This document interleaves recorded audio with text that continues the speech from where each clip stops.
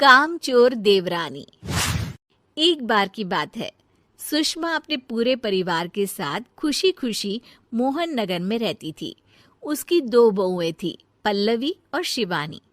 एक दिन दोनों बहुएं रसोई में काम कर रही होती है कि तभी उनकी सास सुषमा उन्हें बुलाती है।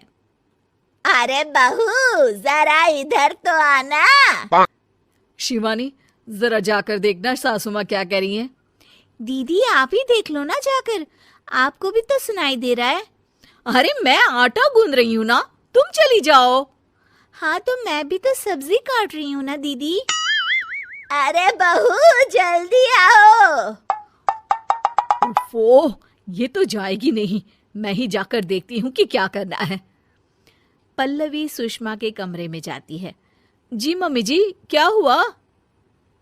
शाम को घर पर कुछ मेहमान आने वाले हैं, तो तुम अच्छा सा खाना बना लेना बहू। ठीक है मम्मी जी, आप बता दीजिए क्या क्या बनाना है और कितने लोग आ रहे हैं। सुनील की मौसी जी और उनका पूरा परिवार आ रहा है। कुल मिलाकर 3 लोग और हमें मिलाकर हुए 9 लोग। तो अभी से ही तैयारी करना शुरू कर दो। और हाँ, घर की सफाई भी कर देना, हाँ, अच्छे से। जी मम्मी जी, सब काम हो जाएगा, आप चिंता मत कीजिए। पल्लवी शिवानी को घर में मेहमान आने वाले हैं इसके बारे में बताती है। क्या 9 लोगों का खाना बनाना होगा, घर की सफाई करनी है? बाप रे, सासू माँ ने तो हमें घर की नौकरानी ही समझ कर रखा है। ऐसा नहीं बोलते शिवानी, हम इस घर की बहू हैं और घर के काम करना हमारा फर्ज है। दीदी तो है ही सासू माँ की चमची, जब देखो सासू माँ सासू माँ। मैं तो इतना सारा काम नहीं करने वाली।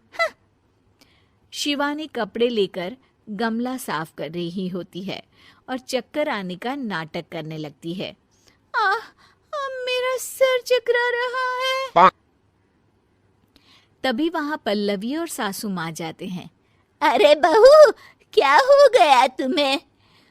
मम्मी जी, बहुत तेज सर में दर्द हो रहा है।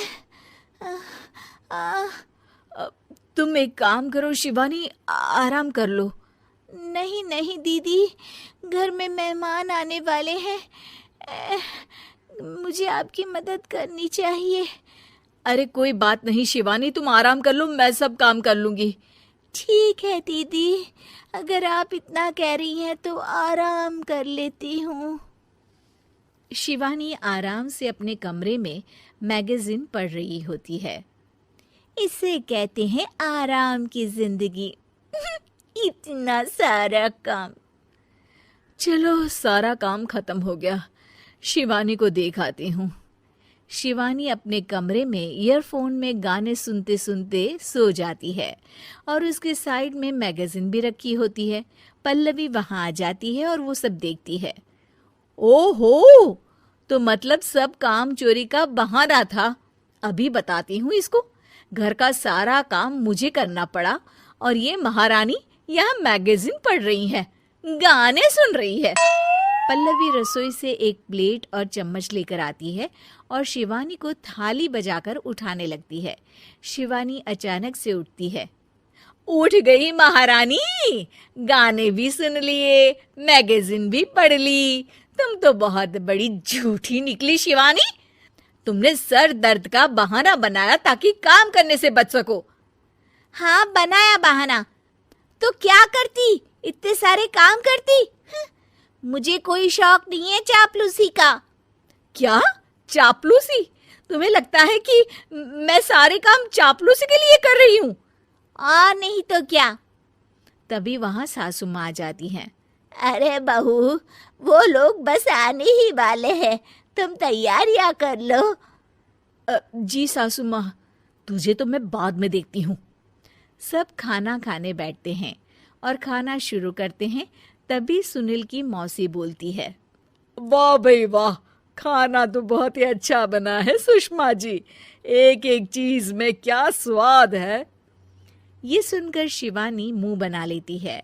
उसे अपनी जेठानी की इतनी तारीफ रास नहीं आती। आपकी बहुएं तो बहुत ही अच्छा खाना बनाती हैं।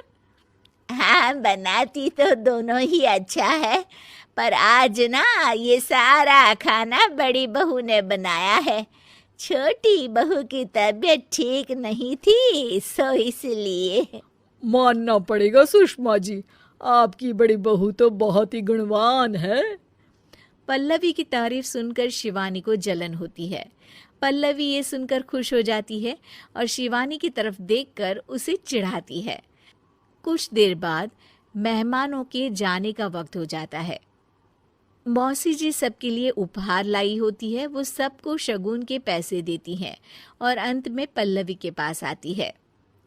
तुम्हारे लिए शगुन का लिफाफा तो है ही, पर बहू तुम्हें एक और उपहार भी मिलेगा इतना अच्छा खाना बनाने के लिए। मौसी अपने सोने के कंगन निकालकर पल्लवी को पहना देती है। ये लो, ये मेरे मनपसंद कंगन है, अब से ये तुम्हारे हुए। धन्यवाद मौसी जी। ये देखकर शिवानी तो पूरी तरह से जल जाती है और गुस्से से रसोई में चली जाती है। तभी वहाँ पल्लवी आ जाती है और उसे अपने कंगन दिखाने लगती है। देवरानी जी, अब आपका सर दर्द ठीक तो है ना? मुझे लगता है कि अब सर दर्द शुरू हो गया होगा आपका।